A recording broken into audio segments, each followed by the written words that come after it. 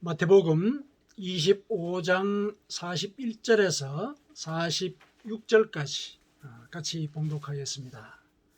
또 왼편에 있는 자들에게 이르시되 저주를 받은 자들아 나를 떠나 마귀와 그 사자들을 위하여 예비된 영원한 불에 들어가라. 내가 줄일 때 너희가 먹을 것을 주지 아니하였고 목마를 때 마시게 하지 아니하였고 나그네 되었을 때 영접하지 아니하였고 헐벗었을 때 옷 입히지 아니하였고 병들었을 때와 옥에 갇혔을 때 돌보지 아니하였느니라 하시니 그들도 대답하여 이르되 주여 우리가 어느 때 주께서 줄이신 것이나 목마르신 것이나 나그네 되신 것이나 헐벗으신 것이나 병드신 것이나 옥에 갇히신 것을 보고 공양하지 아니하더이까. 이에 임금이 대답하여 이르시되 내가 진실로 너희에게 이르노니 이 지극히 작은 자 하나에게 하지 아니한 것이 곧 내게 하지 아니한 것이니라 하시리니 그들은 영벌에 의인들은 영생에 들어가리라 하시니라. 아멘.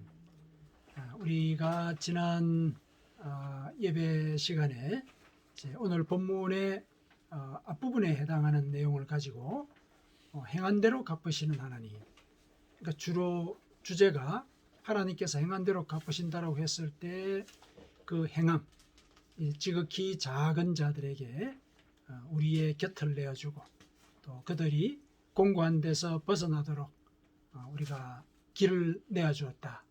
그것을 하나님께서 귀하게 보신다. 그 행한 대로 갚으신다. 그런 취지로 우리가 그 하나님의 속성과 또 우리가 신앙인으로서 해야 될 일, 그것을 같이 살펴보았습니다. 오늘은 이제 그 정반대의 상황이죠. 그와 같은 작은 자들이 우리의 일상 속에 같이 살아가고 있는데 이제 그들에게 우리가 곁을 내어주지 아니하고 또 그들을 돕지 아니한 그 점을 하나님께서 보시고 너희의 행하지 아니함, 그것을 가지고 심판을 하신다. 그런 취지를 오늘 본문이 우리에게 일러주고 있는데 하나님께서 우리의 행동을 보실 때 이와 같이 하지 않는 것이 뭔가 여기에 대해서도 평가를 하신다는 것, 그것을 우리가 같이 묵상을 해보도록 하겠습니다. 그래서 하나님은 정의의 하나님이시죠. 하나님은 정의의 하나님이십니다. 상을 주시고 또 벌을 내리실 때는 벌을 내리신다는 것이죠. 이사야서 30장 18절에 이사야가 그렇게 고백을 하죠. 당신은 정의의 하나님이십니다. 그래서 참고 선을 행하여 영광과 존귀와 썩지 아니함을 구하는 자에게는 영생을 상으로 주시고 오직 당을 지어서 진리를 따르지 아니하고 불의를 따르는 자에게는 진노와 분노를 내리신다. 이렇게 얘기를 하고 있습니다. 로마서에 또 그렇게 기록이 되어 있죠. 그러면 이렇게 상벌을 갖다가 구분하는 그런 기준은 뭐냐? 뭘 가지고 진노를 내리시고 또 뭘 가지고 우리에게 영생의 상을 내리시나? 궁극적으로는 하나님 자신이시죠. 하나님께서 그 모든 것들을 판결하는 그런 기준이십니다. 물론 이제 모든 것들이 다 하나님의 뜻에 의해서 판결이 난다라고 얘기를 할 때 한편으로는 하나님에게서 절대 군주 또 벌을 내리시는 모습을 보면은 좀 폭군 같은 그런 이미지를 우리가 읽어낼 수가 있거든요. 성경을 읽는 일반인들이 이제 하나님의 모습에 대해서 많이 이제 의아해하는 부분이 그런 부분이죠. 하나님은 사랑이라고 그러시면서 왜 이렇게 어린아이들까지 다 이렇게 진멸하는 이런 벌을 내리시는가, 이런 것들을 많이 의아해하죠. 그래서 하나님의 이 속성에 대해서 이제 오해하는 그런 경우들이 생기기는 하는데, 그러나 그때 하나님께서 판결을 하실 때는 우리처럼 어떤 그 자의적인 폭력, 내 마음대로 하는 그런 어떤 이 기준에 따라서 징벌을 내리는 것이 아니라 하나님이 대변하는 절대 진리, 절대 진리를 가지고 판결을 하시는 겁니다. 그래서 그 절대 진리 앞에서는 누구나 다 엄중한 이 분위기에서 무릎을 꿇을 수밖에 없는 것이죠. 하나님께서는 우리를 창조를 하신 존재이시고 절대자이시죠. 그 절대자가 가지고 계신 절대 진리를 가지고 판결을 하시는 것이죠. 그런데 그 절대 진리가 그렇게 무섭고 무자비하기만 하지는 않죠. 항상 그 절대 진리를 베푸시는 그 자리에 회개할 기회를 늘 주십니다. 회개할 기회를. 회개를 통해서 새로워질 수 있도록 그런 기회를 늘 주시죠. 그게 사실은 절대 진리죠. 아무런 여지가 없이 모든 것들이 두부 자르듯이 이렇게 딱 잘라져서 하나는 버리고 하나는 취하고 이런 상황이라면 우리가 어떻게 하나님 앞에 설 수가 있겠습니까? 오늘 우리가 찬양을 드렸듯이 우리가 우리 마음을 돌아볼 때 하나님, 제 안에 선한 것이 하나도 없습니다. 사실은 이런 고백을 할 때 하나님께서 그 절대 진리가 가지고 있는 그 포용성, 그걸 우리에게 보여주시는 것이죠. 용서하신다는 말씀이죠. 용서하시고 다시 돌이킬 수 있는 것. 이게 절대 진리의 이 완전성을 증명하는 것이잖아요. 자, 그런 이제 모습들을 가지고서 이제 하나님께서 그 판결을 하시지요. 하나님은 분명히 얘기를 하셨습니다. 내가 악인들이 망하는 것을 조금인들 기뻐하겠느냐? 그가 돌이켜 그 길에서 떠나 사는 것을 어찌 기뻐하지 아니하겠느냐? 에스겔서 18장 23절에 그렇게 얘기를 하셨습니다. 하나님의 절대 진리는 궁극적으로 우리를 구원하기 위한 그것을 위해서 설정을 하시고 기준을 제시를 하시는 그런 것입니다. 그래서 하나님께서 이렇게 실제로 얘기를 하셨기 때문에 실은 하나님은 모든 사람이 구원받기를 원하신다. 그런데 이제 하나님의 뜻이 그러하더라도 그런 진리를 거부하거나, 그렇죠, 또 그 진리에 이르지 못하는 사람들, 그리고 심지어는 불의를 합리화하는 사람들, 이런 사람들이 또 있거든요. 그런 사람들이 있어요. 그런 경우는 영벌에 처할 수밖에 없는 것이죠. 그게 또 절대 진리의 한 모습이기도 하고요. 자, 그게 이제 하나님의 절대 진리의 속성이고, 그래서 그 진리에 따라서 오늘 본문과 같은 판결이 내려지게 되는 것입니다. 그래서 오늘 본문의 말씀을 함께 묵상하면서 어떻게 할 때 하나님의 징벌을 면하고 영생에 들어갈 수 있는지 함께 모색해 보는 시간을 가졌으면 좋겠습니다. 자, 본문의 말씀은 최후의 심판 장면이죠. 최후의 심판의 장면입니다. 여기서 주요하게 반복이 되는 이 어구가 있죠. 하지 아니하였다. 이런 얘기가 계속 반복이 되죠. 그러니까 이 심판의 현장에서 하나님께서는 그 왼편에 있는 자들에게 너희들이 이런 일을 하지 아니하였다. 그렇죠. 그 얘기를 계속 반복하시죠. 42절과 43절에 내가 줄일 때 너희가 먹을 것을 주지 아니하였고 목마를 때 마시게 하지 아니하였고 나그네 되었을 때 영접하지 아니하였고 내가 헐벗었을 때 입히지 아니하였고 병들거나 갇혔을 때 위로하지 아니하였다. 아니했다. 이 말씀을 자꾸 반복을 하시죠. 그렇죠. 그러니까 마땅히 해야 되는 일인데 안 했다는 그런 차원의 말씀이시죠. 이 얘기를 들은 이 왼편에 있는 자들도 사실은 자기들이 그렇게 하지 않았다는 것을 인정을 하죠. 인정을 하죠. 직접 그렇게는 얘기 안 했지만 암시가 되어 있지 않습니까? 그런 상황에 있는 이 사람들이 그 하나님의 아들이었다. 만일에 주님이었다. 그러면 왜 저희들이 돕지 않았겠습니까? 그렇죠. 그러니까 주님이 아니었기 때문에 안 도왔다는 이런 얘기가 밑에 깔려 있는 것이죠. 인정을 하는 겁니다. 그렇게 하지 않았다는 거. 인정할 수밖에 없죠. 절대 진리 앞에서는. 그죠? 그렇게 얘기를 하면서 주님의 모습을 보이지 않으면서 우리에게 주님께서 하지 않았다라고 얘기하시는 거, 그거 좀 너무한 거 아닙니까? 지금 이렇게 얘기하고 있는 거죠. 항의하고 있는 거죠, 사실은. 이렇게 이제 하나님 앞에 항의를 하실 때 할 때 하나님께서는 이 지극히 작은 자 하나에게 하지 아니한 것이 나에게 하지 아니한 것이다. 이렇게 이제 판결을 하시면서 그들을 영벌에 처하게 됩니다. 그러니까 그들이 영벌을 받게 된 것은 작은 자들을 돕지 않은 것, 그것 때문이죠. 하나님께서는 선지자들을 통해서 누누이 말씀을 하셨습니다. 이들을 도우라고 분명히 명령을 하셨거든요. 신명기 14장 29절, 이사야 1장 17절, 야고보서 1장 27절에는 구체적으로 그런 얘기가 나와 있습니다. 신명기 14장 29절을 보면은 너희 중에 분깃이나 기업이 없는 레위인이라 내 성중에 거류하는 객, 나그네죠. 나그네와 고아와 과부들이 와서 먹고 배부르게 해라. 먹이라는 것이죠.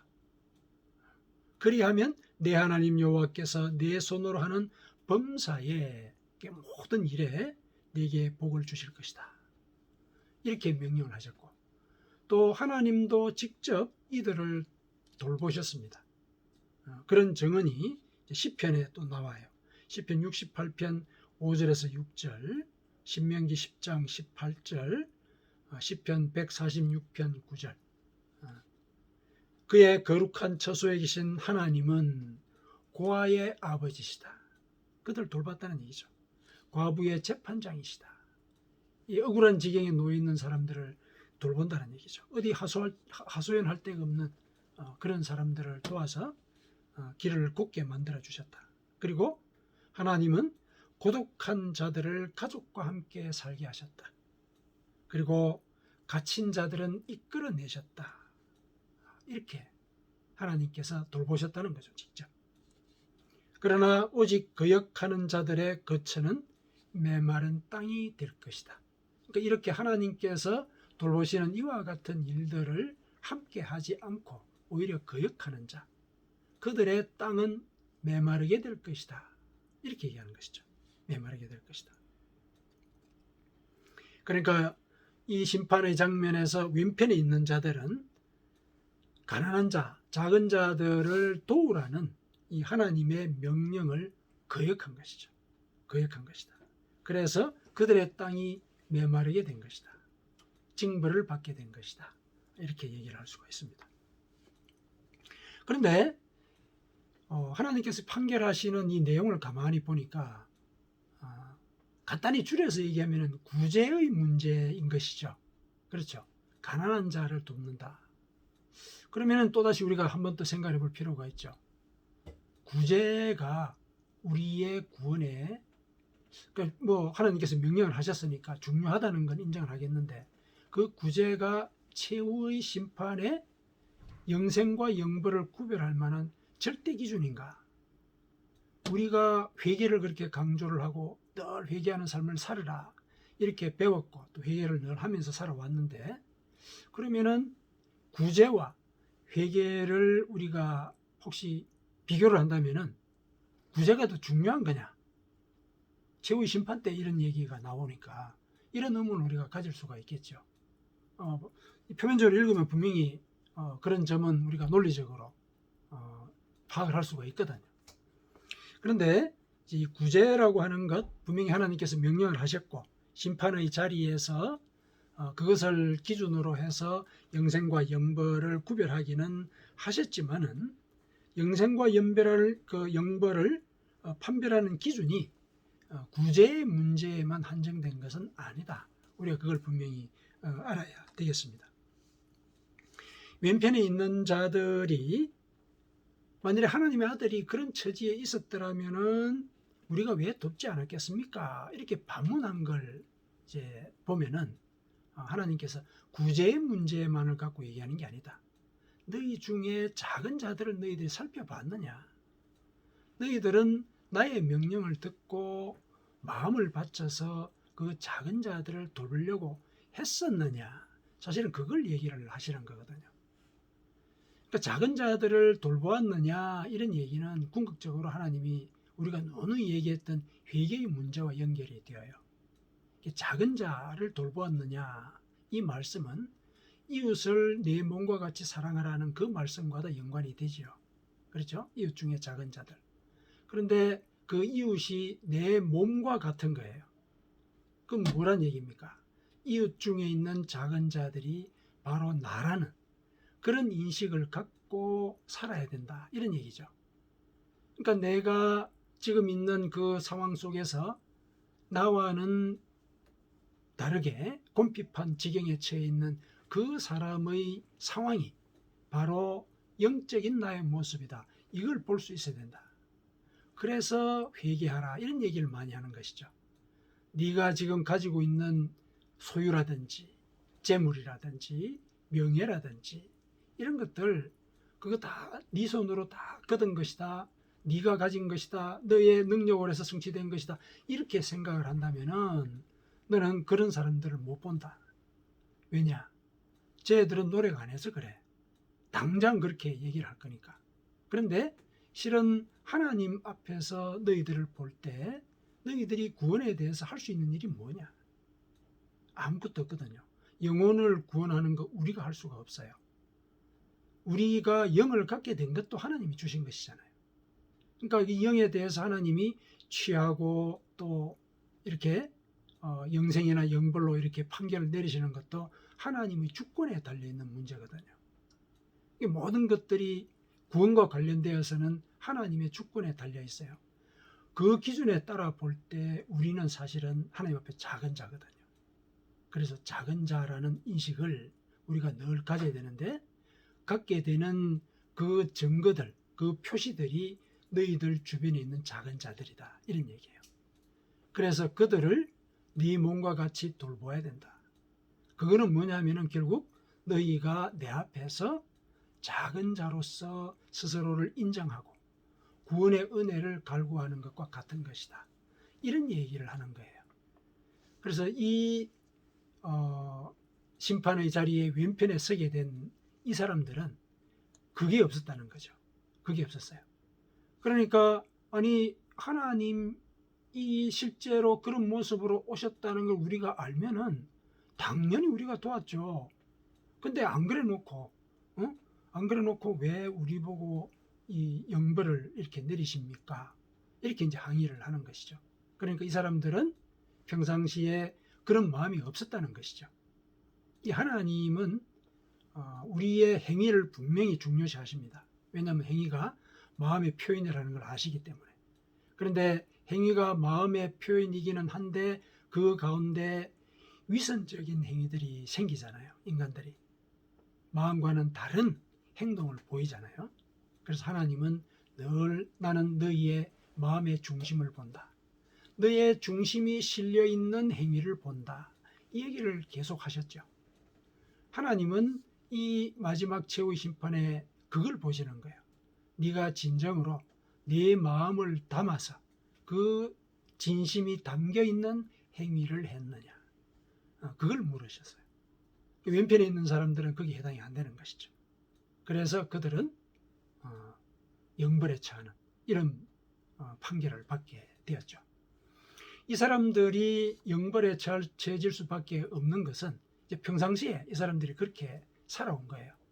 그러니까 가난한 자들을, 약한 자들, 작은 자들 이들을 돌보지 않는 상황 속에 있었어요.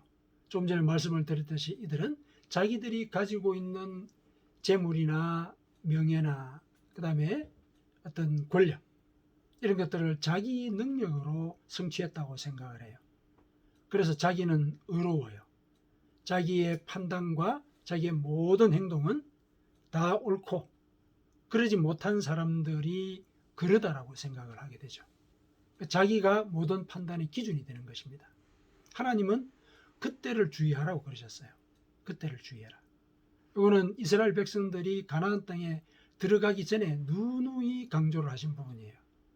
너희들이 가나안 땅에 들어가게 되면은 거기서 배부르게 될 것이다. 잘 먹게 될 것이다. 너희들이 파지 않은 우물을 차지하게 될 것이고 너희들이 짓지 않은 집을 얻게 될 것이다. 그리고 거기는 젖과 꿀이 흐르는 땅이다. 젖과 꿀이 흐른다는 것은 이 양들이나 뭐 이런 것들이 많고, 그죠? 그리고 이 꿀을 내는 이런 이제 꽃들도 많고, 이제 복락의 그런 땅이라는 그런 얘기죠. 그 속에 들어가서 너희들이 살게 되면은 이렇게 얘기를 하죠. 살게 되면은 내가 염려하는 게 하나 있다. 너희들이 그게 다 네 능력으로 된 것인 줄 생각하고 교만할까? 내가 염려한다. 교만할까? 사람이 그렇다는 얘기예요. 주변이 편안해지고 또 뭔가를 성취한 그런 상태가 되면은 사람은 이것이 내가 한 것이라고 생각을 자연스럽게 하게 된다는 얘기죠. 내가 한 것이 되니까 나는 이 세상에서 옳은 일을 한 사람이에요. 옳은 일을 한 사람이기 때문에 나는 그 옳음을 갖고 다른 사람을 판단할 수 있게 되죠. 그러면은 나와 달리 작은 자의 자리에 있는 사람들을 나는 폄하하게 되죠. 인간의 본성이 그러하다는 거죠. 본성이. 그런데 이제 하나님은 그것을 교만한 것이다. 그거는 너가 내 앞에서 작은 자였던 사실을 잊어버리는 것이다. 내가 너를 이렇게 이 자리까지 오게 한 그 은혜를 잊어버리는 것이다. 그래서 모세를 통해서 그런 행위는 여호와를 잊는 것이다. 하나님을 잊어버리는 것이다. 이렇게 얘기를 합니다. 하나님을 잊어버린다는 것은 그냥 우리 뇌리 속에서 하나님의 요소를 삭제한다 이런 차원이 아니라 내 자신이 하나님의 자리에 앉는다는 얘기예요. 내 자신이. 하나님을 잊는다는 것은 내가 하나님이 된다. 그런 뜻입니다. 내가 하나님이 되니까 모든 것들을 내가 판단하는 거죠. 내가 옳다는 거예요. 내가 누군가를 판단한다는 것, 누구를 정죄한다는 것, 누구를 비판한다는 것, 그거는 내가 하나님이라는 뜻이에요. 하나님은 그걸 경계를 하시는 거예요. 너는 이 세상에서 내가 일러준 정의와 공의, 그걸 따라서 실행을 해야지 그걸 가지고 다른 사람을 평가하고 저주해서는 안 된다. 그게 너희들의 이 땅에서 할 일이다. 이거 분명히 얘기를 하셨거든요. 그런데 이제 그러지 못하는 상황들을 우리가 많이 살잖아요. 이런 것들을 깨달으면서 우리가 늘 회개할 때 하나님, 제가 당신 앞에서 작은 자입니다. 그래서 이런 작은 자의 의식을 갖고 우리 주변을 둘러볼 때 작은 자들이 눈에 띄는 거예요. 작은 자들이. 저들은 왜 저렇게 할 수밖에 없었을까? 그래서 그들의 아픔을 먼저 이해하려고 하고 왜 저런 주장을 하게 되었을까 고민을 해서 평화의 길로 이끌 수 있는 그런 이제 지혜를 만들어 내는 거죠. 그걸 하나님은 원하세요. 그렇게 하기를 이제 원하셨는데 인간들이 그러지 못하는 것이죠. 그래서 뭔가를 가졌을 때는 이 교만한 자의 자리에 앉아서 자기가 하나님이 돼요. 자기가 옳단 말이죠. 자기가 옳으니까 자기에게 대해서 누군가가 지적하고 비판하는 거 못 받아들이죠. 그렇지 않겠습니까? 내가 옳은데, 내가 옳게 살아왔는데, 이 왼편에 있는 자들은 아마 세상에서 살면서 소위 작은 자들 도왔을 거예요. 도왔을 겁니다. 그러니까 하나님 앞에서 이렇게 항변하는 거죠. 아니 그게 하나님의 모습이었다면 왜 제가 안 도왔겠습니까? 이 말은 하나님의 모습이 아닌 그런 사람들도 제가 돕긴 도왔는데 하나님의 이 모습을 띈 것이라고 생각을 하지 않고서 저들을 돕지 않았다고 그러니까 그게 좀 억울합니다. 지금 이런 얘기를 하는 거잖아요. 그게 좀 억울합니다. 하나님 앞에서 저도 할 말이 있습니다. 이 얘기를 하는 거잖아요. 절대 진리 앞에서 이렇게 항의를 하는 것은 자기가 옳다라는 의식이 있다는 얘기예요. 저 잘못한 게 사실은 없습니다. 하나님의 모습으로 가난한 자가 이렇게 나왔으면 제가 왜 안 도왔겠습니까? 하나님 잘못하신 거예요. 이렇게 얘기하는 거죠. 이거는 자기가 옳다라는 의식이 밑바닥에 있다는 것의 반증이죠. 이거는 우리 성경을 읽어보면 많이 나와요. 자기가 옳다고 생각을 했을 때 되게 항의하고 항변해요. 우리 창세기에 제일 첫 번째 그런 상황이 나오지 않습니까? 아담에게 하나님께서 선악과를 따먹지 말아라. 분명히 얘기하셨죠. 따먹는 날에는 죽을 것이다. 근데 따먹었죠. 따먹어서 하나님께서 사실은 이제 심판을 하신 거죠. 네가 왜 따먹었느냐. 그랬더니 뭐라 그랬습니까? 당신이 내게 주신 그 여자가 따줘서 제가 먹었습니다. 이랬어요. 그런데 그 선악과를 따먹지 말라는 그 명령은 아담에게 하셨거든요. 이브 하와가 태어나기 전에, 나오기 전에 아담에게 하셨어요. 그러면 사실은 그 명령은 아담이 책임감을 짓고 지켜야 되는 부분이거든요. 그런데 하나님께서 네가 왜 따먹었느냐 그랬더니 당신이 제게 주신 저 여자가 따서 제게 주었기에 제가 먹었습니다. 이렇게 얘기를 해요. 항의하는 거죠. 하나님께 항의하는 거예요. 또 이런 예도 또 있습니다. 우리 오늘 25장 마태복음 25장 앞쪽에 보면은 달란트 비유가 나오죠. 5달란트, 2달란트, 1달란트. 5달란트, 2달란트, 1달란트 각각 종들에게 나눠주고 주인이 먼 길로 갔어요. 장사해서 이문을 남겨라. 그랬더니 5달란트, 2달란트 받은 종들은 열심히 일해가지고 각각 5달란트, 2달란트씩을 더 남겼죠. 근데 1달란트 받은 이 종은 어떻게 했습니까? 그거를 땅에 묻어뒀어요. 자, 그리고 이제 주인이 돌아왔습니다. 이제 결산을 하죠. 결산을 합니다. 그랬더니 이제 5달란트 받은 종은 제가 열심히 일해가지고 5달란트를 남겼습니다. 그 10달란트를 가지고 온 거죠. 2달란트 가진 자도 4달란트를 가지고 왔어요.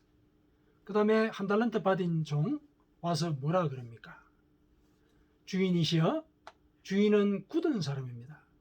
아주 팍팍한 사람이란 얘기예요. 굳은 사람이라서 뿌리지 않은 데서 거두고 흩지 않은 데서 이렇게 수확하고자 하는 그런 분이시기 때문에 제가 두려워서 그냥 이것을 땅에 묻어두었습니다. 그래서 이제 가져왔습니다. 당신 것이니 받으십시오. 이렇게 얘기를 한 거예요. 이거는 뭐냐면은 이 달란트 비유는 물론 이제 우리가 가진 재능을 열심히 노력해가지고 결실을 맺어야 된다. 그런 취지로 많이 인용을 하긴 하는데 여기서 뭐 물론 그 점도 중요하지만은 25장의 다른 비유들하고 비교를 해볼 때 제일 핵심을 두고 이해해야 되는 부분은 이 1달란트 받은 종의 태도입니다. 결산하는 자리는 심판의 자리잖아요. 그 심판의 자리에 이 1달란트 받은 자가 뭐라 그래요? 항의를 하는 거예요. 주인이시여, 당신은 흩지 않은 데서 거두고 뿌리지 않은 데서 수확하는 자입니다. 뭡니까? 당신은 노동을 착취하는 사람이에요. 노동 착취하는 사람. 내가 그걸 계속 봐왔거든요. 그래서 내가 이 1달란트 갖고 나가가지고 혹시 잘못되면은 나중에 나한테 막 물고를 내릴 거라고 내가 겁이 나가지고 안 했습니다. 이런 얘기하는 거죠. 주인에게 항의하는 거예요. 그건 뭡니까? 자기가 한 판단이 옳다는 생각이 있는 것이죠. 자기가 한 판단이. 결산의 자리에 그렇게 주인에게 항의를 하는 거예요. 심판의 자리에 항의하는 왼편의 선자들과 같은 행태죠. 이 세 부류는 동일하죠. 자기가 옳다는 의식이 있는 거예요. 자기가 판단의 기준인 거죠. 하나님께서 명령을 내렸고 주인이 명령을 내렸다. 여기에 대해서 충성할 수 있는 마음, 그게 없었던 거예요. 오로지 내가 한 판단, 거기에 따라서 자기는 모든 일을 해왔고 그래서 최후의 결산 때까지도 그 생각을 떨쳐버리지 못하는 것이죠. 그래서 하나님 앞에, 주인 앞에 항의를 해요. 자기가 옳다는 것이죠. 그러면은 절대 진리의 입장에서는 평가를 할 수밖에 없죠. 평가를 할 수밖에 없는 것입니다. 자, 이거는 뭘 일러줍니까? 무엇을 일러줍니까? 평소에 무슨 마음을 갖고 사느냐, 이게 중요하다는 걸 가르쳐 주죠. 평소에 아담, 하나님께서 선악과를 따먹지 말라고 그러셨어. 여기에 대해서 늘 경각을 하고 이브에게도 일러주고 이런 마음 없었다는 거죠. 이런 마음이 없었다는 거예요. 1달란트 받은 이 종은 어떻게 했습니까? 주인에 대해서 오해하는 마음이 있었죠. 주인은 노동을 착취하는 사람이야. 그러니까 내가 지금 이 돈을 건드리지 않고 고스란히 갖다 주는 게 옳아. 이렇게 판단한 거죠. 왼편에 있는 자들, 이들도 아마 살면서 가난한 자를 도왔을 겁니다. 그렇죠? 바리새인들에 대해서 예수님께서 지적을 하지 않습니까? 이들이 가난한 자들을 돕는데 이들은 도울 때 네 거리에 서서 나발을 분다 그랬어요. 막 이렇게 막 자랑하고 막 그런다는 얘기죠. 내가 이렇게 가난한 사람들을 돕는다. 그래서 가난한 사람들의 이 자존심이나 처지 이런 거는 고려하지 않고 이들을 자기가 준 구호품 옆에다가 세우죠. 그래서 카메라를 찍죠. 그리고 자기는 이제 박수 받는 자리에 서요. 이런 것은 옳지 않다는 것이죠. 그런데 그렇게 살아온 거예요. 그러면서 나는 옳은 일을 했다. 이렇게 스스로 생각하면서 온 것이죠. 그러니까 최후의 심판 때 아니 그게 하나님이었으면 제가 왜 안 도왔겠습니까? 저 있을 때 가난한 사람 많이 도왔어요. 근데 그게 하나님의 모습이 아니었는데 제가 어떻게 알고 도왔겠어요? 이런 거죠. 그래서 하나님께 최후의 심판 자리에 항의를 한 거거든요. 그러니까 평소에 무슨 생각을 하고 살느냐. 이게 결국 최후의 심판 자리에 그대로 드러나는 거죠. 최후의 심판 자리는 실은 회개의 기회가 없는 자리이기도 하지요. 그렇지 않습니까? 이 자리는 끝장을 내야 되는 자리이기 때문에. 그래서 이 내용을 우리에게 일러주심으로 해서 우리에게 회개할 기회를 다시 주시는 것이죠. 우리에게. 지금 우리에게는 회개할 기회가 주어진 것이죠. 그래서 내가 평상시에 하나님 앞에서 작은 자로 살았는가. 작은 자의 의식은 내가 죄인이라는 깨달음에서 시작하거든요. 저는 당신의 은혜가 없었으면 내 옆에 저 굶주린 사람처럼 그냥 굶고 목마르고 헐벗고 갇혀서 멸망할 자였습니다. 이거 고백하는 거죠. 그걸 각성할 수 있어야 된다는 얘기예요. 그러니까 내가 죄인이라는 의식. 그래서 늘 회개하는 이런 마음을 가지고 내가 세상을 평소에 살았다. 그러면은 최후의 심판 자리에도 평소에 살아왔던 그 마음의 자세가 나오는 거예요. 그러니까 결산이라는 게 그런 게 아닙니까? 그동안에 쭉 지내왔던 것의 연장선에 있거든요. 그때 탁 달라지지 않아요. 달라지지 않습니다. 달라진 경우가 있잖아요. 우리 성경에 보면 또 이렇게 얘기하는 부분이 있을 거예요. 누굽니까? 그 예수님께서 십자가에 못 박히실 때 그 강도, 그렇죠? 강도가 죽기 직전에 실은 하나님께 회개를 했잖아요. 그래서 예수님께서 오늘 밤 네가 낙원에 나와 함께 있을 것이다. 이렇게 이제 얘기를 하죠. 그러면 이제 우스갯소리로 이 세상을 살 때 마음껏 살다가 내키는 대로 욕심대로 살다가 이 심판의 자리에 가가지고 하나님 잘못했습니다. 이러면 하나님이 그 넓으신 사랑으로 나를 용서해 주실 것이다. 이런 이제 얘기들이 있거든요. 뭐 가능하지 않을까? 뭐 이렇게 이제 생각하기도 하고요. 근데 그게 안 돼요. 심판의 자리에서는 이제껏 살아온 그것의 결과를 판단하는 곳이거든요. 연장선에 있다는 얘기죠. 이때까지 지나왔던 그대로 드러나는 거예요. 그 자리에서 번복이 안 된다는 얘기예요. 그래서 오늘 25장에는 회개의 기회가 없이 그냥 탁 잘라지는 거죠. 그래서 평상시에 내가 어떻게 마음을 가지고 살아가느냐. 이게 최후의 심판 때 우리가 하나님 앞에 섰을 때 내가 어떤 반응을 보일까. 그것에 말이 되는 거예요. 말의 내용이. 내가 어떻게 살아왔냐. 그래서 우리가 평상시를 살아갈 때 늘 회개하는 마음을 가져야 한다. 하나님 앞에 회개한다는 것은 내 주변의 작은 자들을 내 몸처럼 생각하는 것, 그걸 하나님께 고백하는, 인정받는 그런 순간이기도 하다는 것. 그렇게 우리가 세상을 살아가야 되는 것입니다. 그러니까 최후의 심판은 그렇게 내려지는 것이죠. 그래서 하나님은 우리가 평상시에 어떻게 행하느냐. 물론 이때 행동은 위선적인 행동은 아니죠. 나의 진심이 실려있는 행동. 내가 이 땅에서 어떻게 사느냐에 따라서 사실은 천국에서도 그와 같이 사는 거예요. 내가 여기서 막 예를 들어서 내 마음대로 욕심껏 살았어요. 살아가지고 예를 들어서 우리가 가정을 해봅시다. 그렇게 살았는데 최후 심판 때 가가지고 하나님께 용서를 받았어요. 천국에 갔어요. 그러면은 천국에서 내가 못 견뎌요. 내가 살아왔던 그 방식하고 천국의 방식은 너무 다르기 때문에 내가 못 견딘다는 거예요. 왜 그러냐? 빛이 오면은 어둠은 스스로 물러난다 그랬어요. 어울리지 못하는 거죠. 괴롭다는 거예요, 오히려. 그래서 평상시에 우리가 육신의 몸을 입고 있는 이 시절에 내가 무슨 생각을 하고 어떻게 살아가는가, 이게 우리 죽은 이후의 삶에도 영향을 끼치는 거죠. 그래서 우리는 늘 나 자신을 돌아볼 때 하나님의 말씀에 비추어 돌아보고 회개하고 내 영혼이 하나님 앞에 정결해지도록 그런 마음을 갖고 살아야 하는 것이죠. 그래서 작은 자들을 돌본다. 너희들은 왜 작은 자들을 돌보지 아니하였느냐? 이 얘기는 너희는 왜 너 자신을 돌아보지 않았느냐? 왜 회개하지 않았느냐? 그 얘기예요. 왜 회개하지 않느냐? 왜 죄인이라는 생각을 갖지 못하고 네가 옳다고 생각하면서 살아왔느냐? 그 얘기를 물어보시는 거거든요. 그래서 하나님은 우리가 일상을 살면서 늘 회개하는지 그것을 눈여겨 보시는 것입니다.